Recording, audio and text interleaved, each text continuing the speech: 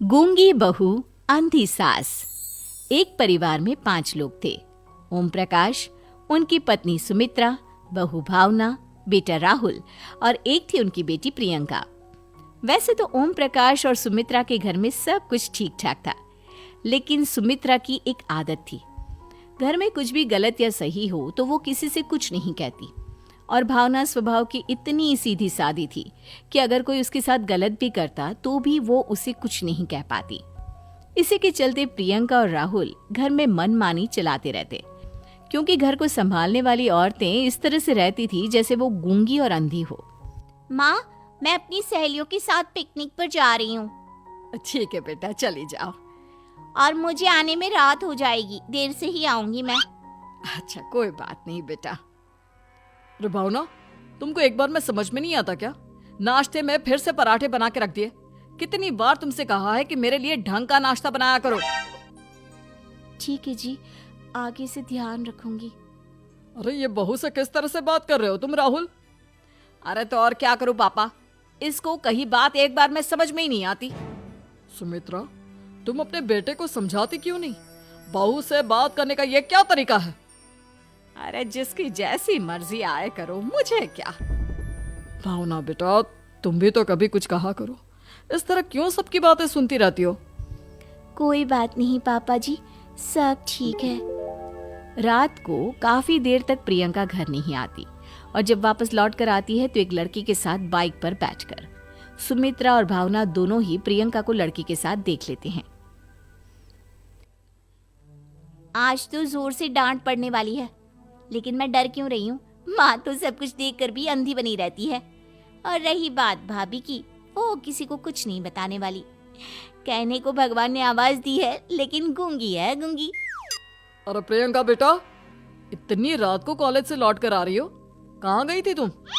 पापा, वो सहेली के घर पर थी, पढ़ाई करने के लिए रुक गई थी। अच्छा, ठीक है, जाओ अपने कमरे में जाओ और सो जाओ।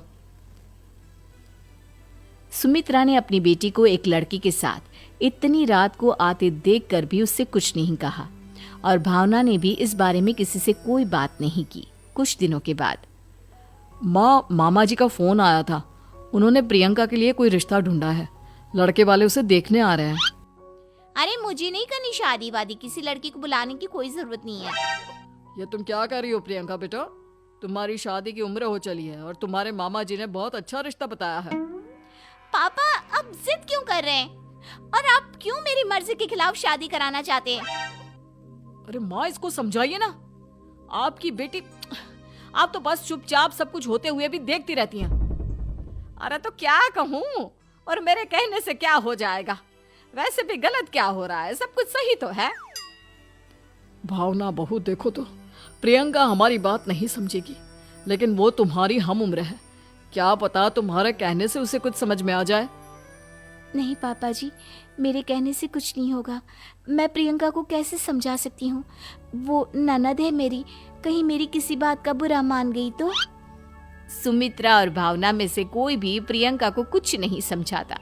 इस बात से राहुल और ओम प्रकाश जी दोनों ही परेशान हो जाते हैं। और फिर जब लड़का प्रियंका को देखने के लिए आता है, मुझे आपकी बेटी बहुत पसंद है, मैं उसके साथ शादी करने के लिए तैयार हूँ। देखो, मुझे तुमसे शादी नहीं करनी, और ये बात जितनी जल्दी समझ में आ जाए अच्छा रहेगा। अरे तो फिर आप लोगों ने मुझे यहाँ बुलाया ही क्यों? माफ कर दो बेटा, वो हमारी बेटी जरा गुस्से में है। हम उसे समझाने की कोशिश करते हैं। हाँ, देखिए आप नाराज मत होइए, वो तो उसने बस ऐसे ही कह दिया होगा। अरे कोई ऐसे ही कुछ कहता है क्या? और ये आपकी पत्नी और माँ, ये दोनों इस तरह चुपचाप क्यों बैठे हैं, जैसे इस घर के मेंबर ही ना हो? आपके घर में सब कुछ ठीक तो है ना? अरे सब कुछ ठीक है बेटा। सुमित्रा, समझाओ ना अपनी बेटी को। अरे क्या समझाऊं, क्या होगा समझाने से? सब ठीक ही तो हो रहा है, गलत क्या हो रहा है? भावना, प्रियंका को अंदर लेकर जाओ और उससे समझाओ कि कितना अच्छा रिश्ता है। इतना अच्छा लड़का है, इस तरह से बिहेव ना करे।